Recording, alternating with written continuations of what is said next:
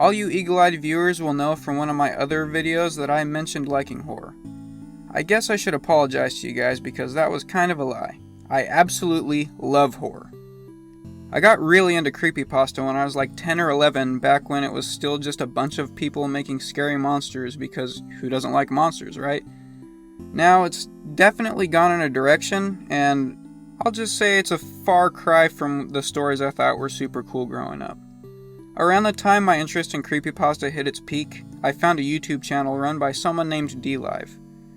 The reason I found him was because literally the only thing I used YouTube for was listening to horror narrations, and this was about the time when gamers started to gain popularity, so when DLive posted a video about playing a game called Creepypastaland, I was interested. I like video games, I like creepypasta, what better combination could there be? I thought the video was hilarious, so I checked out his channels and started watching all of his other stuff, which was awesome by the way. He actually just came back to YouTube after a 2-year break, so you should definitely check out his channel. After a couple hours of watching his videos, I saw a playlist of his called Five Nights at Freddy's. It was amazing. Up to this point, I had never even played a horror game. My video game experience had been racing games, Mario Brothers, and watching my friends play Pokemon, so the idea of robots running around trying to annihilate you was just next level to me. I played through the first game and absolutely loved it. As soon as I finished the first one, I moved on to the second one, since I was a little bit late to the party so they were both already out, and struggled through it because of a certain pink fox and puppet that I refuse to talk about because they made me so mad. Okay, fine, I'll talk a little bit about them, but I'm not going to be happy about it. It took me literal hours of playing through the game to figure out how to get rid of Mangle, and by the time I finally realized the strat, I was just over the entire game for like a week before I went back. The puppet, on the other hand, was just super annoying to deal with because eventually its timer runs down so fast that you only have a few seconds to check the hall and vents before going back to wind it back up. After an entire playthrough feeling more like a single dad getting sick of wrangling his kids that got into candy before bedtime, I had a bit of a wait until the third game came out. During this whole time, I got more into watching the gaming side of YouTube, so I was watching Jacksepticeye, Markiplier, and DLive most days after school, which ended up being a great distraction from all my problems at the time, and I can't thank them enough for that.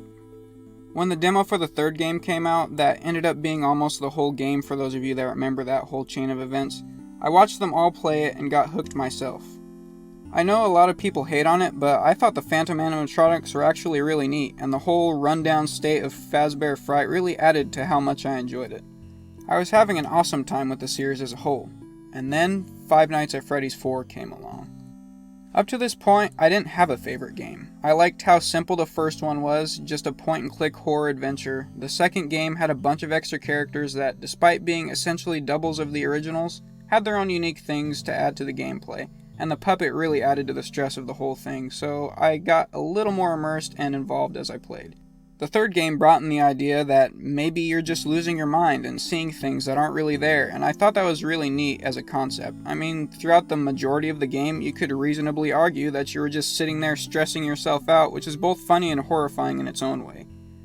When the fourth game was announced, and I saw that it was going to take place in a house instead of the pizzeria, I had my doubts.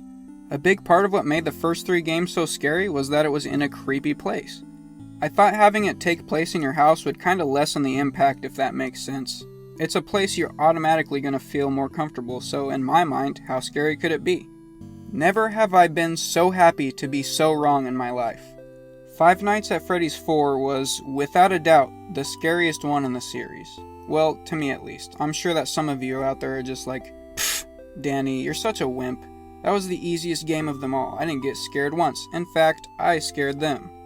If that's the case, then good on you. In my case, I didn't make it through the first night, which as far as these games go, is saying something. I was just sitting there, minding my own business, scaring the Fred babies off with my wicked flashlight skills and running back and forth between the doors when my soul nearly escaped my body at that moment, and after wrestling it back in and getting my heart to stop trying to pop all my blood vessels, I had to shut the game and walk away for a bit. At this point, I considered myself a veteran horror fan, unshakable and immune to any tactic that could be thrown at me to spook me even in the slightest.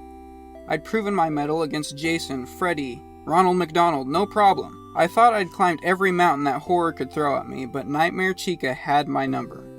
It'd been so long since I'd gotten genuinely scared by anything that I'd forgotten the magic, the razzle-dazzle, the heart-thumping adrenaline-filled roller coaster that was supposed to be horror in its purest form. And I honestly thought I'd never experience it again, much less at the hands of a chicken.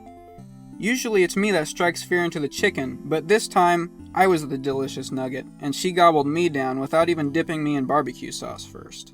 After hours and hours and hours of playing and dying in an endless cycle, I never made it past Night 4. To this day, I have never beaten Five Nights at Freddy's 4, but that doesn't stop it from being my favorite. About a year or so ago, I heard that there was a movie in the works, which, as every fan of the games knows, has been announced time and time again with no results, so I just blew it off.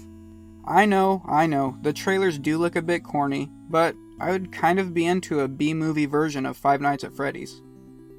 If they end up leaning into the whole nostalgia factor and play off of that, then it could be a fun little trip back to simpler times because, let's face it, everyone that was into the series is all grown up now. We've all got a new set of stresses and things to worry about, so maybe seeing something that we used to love in a kind of a comical sense would be a good thing. I'm also super excited to see that the King of Horror, none other than Shaggy Rogers himself, will be a big player. One thing's for sure though, this movie will define an era, for better or for worse. Fingers crossed that it's for the better. Hey everyone, who else is getting hyped for the movie to come out? I just wanted to take a minute to thank you all, because the last video had so many neat suggestions and comments. I was really glad that you all liked it, and I'm hoping you'll like the changes I made for this one. I'm not exactly sure when this video is going to be released, because I'm going to be out on field events for the better part of the next couple months, but it's definitely a top priority of mine. Have a good one everybody, I'll see you next time.